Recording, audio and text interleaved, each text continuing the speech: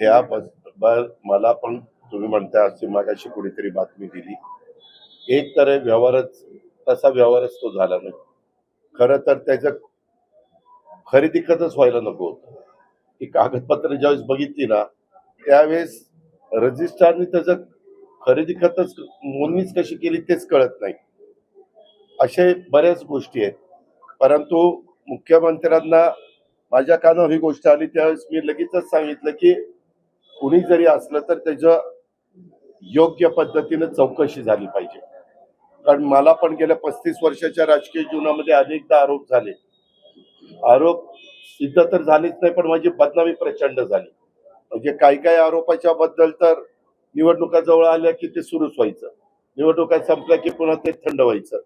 असे ते सगळे प्रकार तुम्हाला पण माहिती आहे.